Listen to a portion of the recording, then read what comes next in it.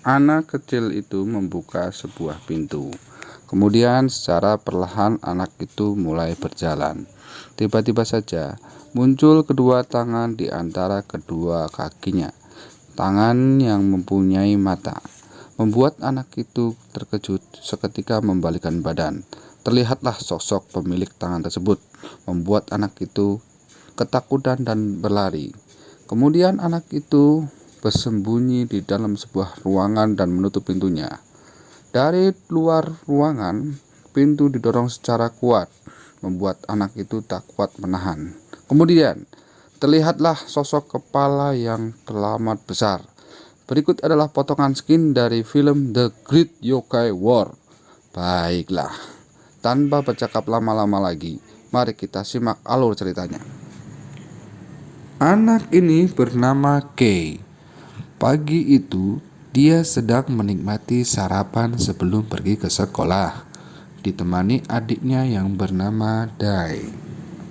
Kei sendiri merupakan anak yang cukup pintar di kelasnya, sehingga dia bisa menjawab setiap pertanyaan yang diberikan oleh gurunya.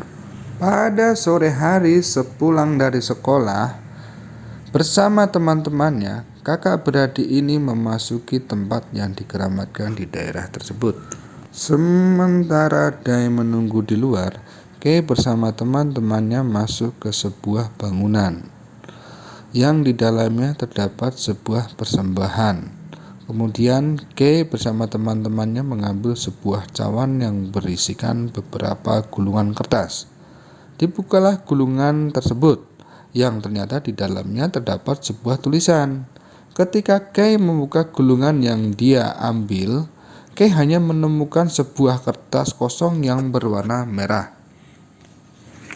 Selanjutnya, Kei dan teman-temannya berjalan keluar, di mana ada Dai yang sudah menunggu di luar, dan mereka pun langsung pergi untuk pulang. Sebelum pulang, Kei membuang gulungan merah yang didapatnya tadi. Tanpa sepengetahuan Kei, adiknya yang bernama Dai mengambil kertas merah tersebut. Malam hari pun tiba. Ketika Kei sedang tertidur, Kei terbangun dikejutkan oleh sesosok makhluk kerdil yang ada di dalam kamarnya. Kemudian, makhluk kerdil tersebut memberi tahu Kei untuk menutup sebelah matanya, supaya bisa melihatnya.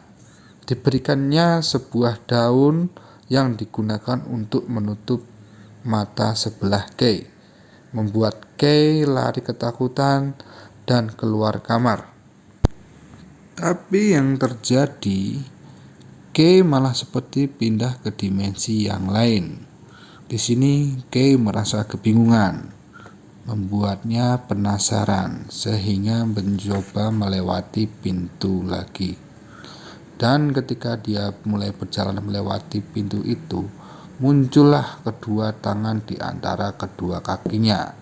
Tangan yang mempunyai mata, membuatnya terkejut seketika membalikkan badan.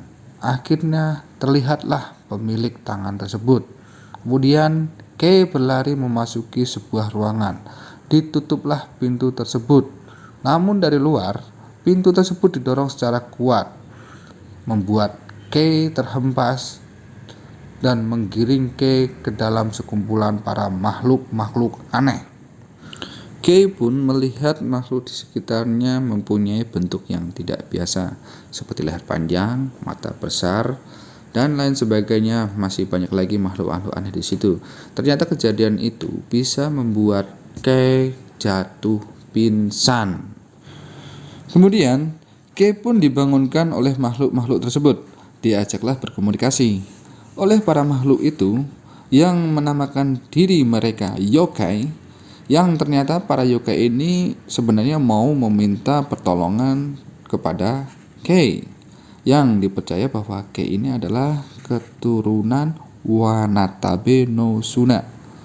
Wanatabe no Suna sendiri adalah seorang samurai yang hidup pada 1000 tahun yang lalu.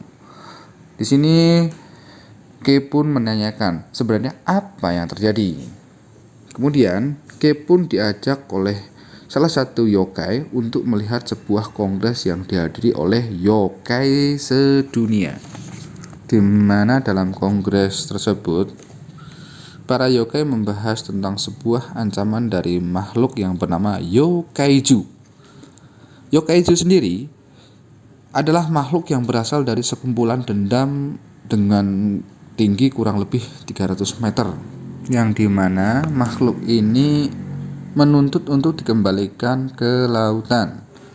Yang menjadi masalah di sini, Yokaiju sendiri itu berpindah tempat secara menggelinding, dan rute yang dilewatinya adalah kota Tokyo, di mana efek dari perpindahan Yokaiju sendiri bisa mengakibatkan pulau Jepang itu terbelah menjadi beberapa bagian dan akan merusak sebuah segel pembatas.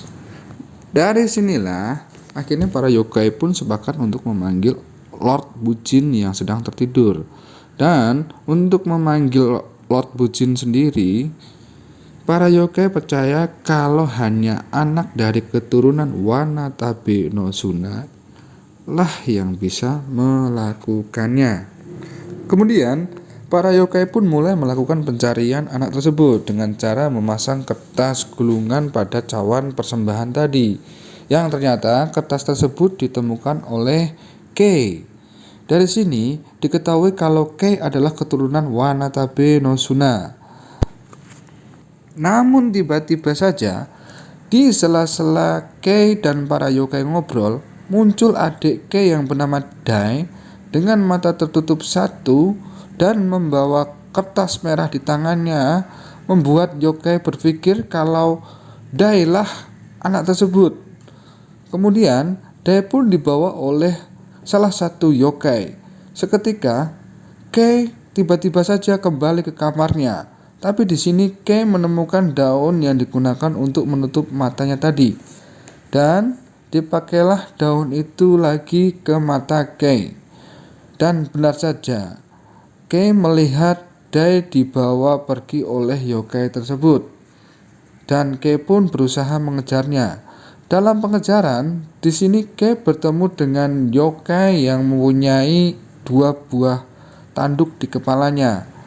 Kemudian yokai bertanduk tadi mengantarkan Kei menemui yokai perempuan, di mana yokai perempuan tersebut memberikan Kei sebuah samurai. Kemudian bersama-sama Kei dengan yokai perempuan dan yokai yang bertanduk itu menaiki seekor naga, yang ternyata naga itu cuma tersusun dari tulang belulang untuk menyusul Dai.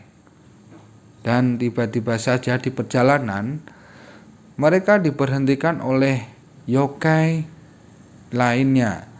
Di sini terjadi pertempuran, dan disinilah Kei mulai mencabut samurai pemberian dari yokai perempuan tadi, dan ternyata samurai tersebut bisa membangkitkan kekuatan dari leluhurnya yang ada pada tubuh Kei. Namun di sela-sela pertempuran itu, tiba-tiba saja tempat itu bergetar dan terjadi reruntuhan di sana-sini. Dan di sini yokai perempuan tadi melakukan pertolongan kepada Kei yang merubah dirinya menjadi seekor rubah putih. Tiba-tiba saja Kei sudah ada di permukaan dengan kondisi pingsan. Skin berpindah. Di sini terlihat Dai sedang akan membangunkan Lord Bujin. Dimulai dengan menghunuskan pedang ke sebuah patung kecil di depannya, dan tiba-tiba saja terjadi goncangan hebat dan muncul makhluk besar raksasa yang terbuat dari batu yang di dalamnya terdapat nyala api. Baik, Skin kembali ke Kei. Di sini Kei sudah mulai terbangun dari pingsannya. Di sini Kei melihat sosok dari Yokaiju tersebut, dan di sini Kei pun mencoba melawan Yokaiju tersebut. Tapi cukup dengan sapuan lidah dari Yokaiju tersebut, Kei pun dihempaskannya dan beberapa yokai di situ. Tapi tiba-tiba dari arah belakang terdengar teriakan Dai. Ya, dari arah belakang Kei terlihat Dai sedang berdiri di pundak Lord Bujin ditemani beberapa ribu yokai. Kemudian yokai dan Lord Bujin pun berjalan ke arah Kei, dan Kei pun diambil oleh Lord Bujin untuk berdiri di pundak sebelah kanan menemani Dai. Dan pertempuran pun dimulai.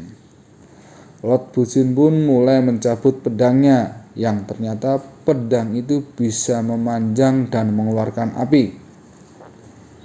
Dibantu oleh naga tadi, naga yang cuma tersusun dari tulang belulang tadi, Lord Bujin mengayunkan pedangnya dari bawah sampai ke atas, yang membuat Yokaiju terbelah menjadi 2 bagian.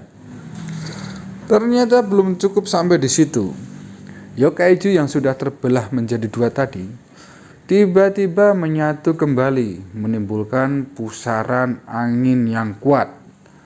Dari dalam pusaran angin tersebut muncul seekor naga yang sepertinya sedang marah dan menghampiri Lord Bujin, yang ternyata naga tersebut cukup membuat nyali Lord Bujin ciut. Tapi Kei di sini melihat keanehan di mana sebenarnya Yokaiju ini tidak perlu dilawan, karena Yokaiju ini hanya pengen kembali ke laut. Di sini Kei dan salah satu yokai berusaha menghibur Yokaiju tersebut, dan yokai tersebut tiba-tiba membuka perutnya, yang ternyata perutnya itu bisa berubah menjadi sebuah kendang. Dimulailah menabuh kendang tersebut, diikuti oleh beberapa musang di belakangnya.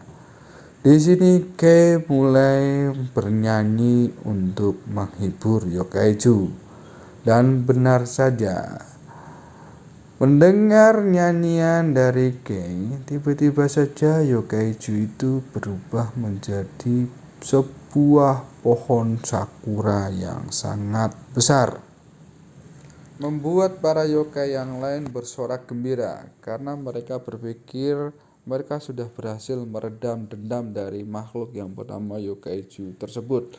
Dan film pun berakhir. Baik, bagi kalian yang pengen menyaksikan film ini secara full, kalian bisa menyaksikan di bioskop-bioskop kesayangan Anda. Untuk yang sudah menyimak alur cerita film ini sampai selesai, saya ucapkan terima kasih. Tentunya jangan lupa di like, subscribe. Oke, terima kasih.